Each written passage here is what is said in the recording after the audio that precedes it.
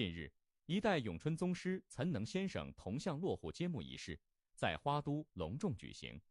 此次活动不仅是咏春文化界的一大盛事，更标志着花都区在深耕本土历史文化、传承与发展传统武术、推动全民健身事业方面迈出了坚实的一步。众多咏春传人、文化学者、政府代表及市民群众齐聚一堂，共同见證了這一具有深遠歷史與文化意義的時刻。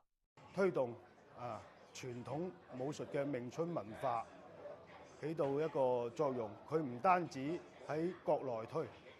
甚至喺國外，全世界場內開花，場外香。因為我本身又係醫生，同呢個醫德方面咧，我覺得阿岑能咧，佢喺呢個方面做得好好。因為運動同埋醫學係好接近嘅，你冇一個好嘅身體，你做唔到醫生啊，係咪？因為武術嚟講咧，係我哋中國嘅國粹，對於個人嘅身體嘅素質係好緊要嘅。我哋大家認識詠春拳係好多個支系，其中岑能屬於一個，亦都係詠春拳主流嘅一個支系嚟。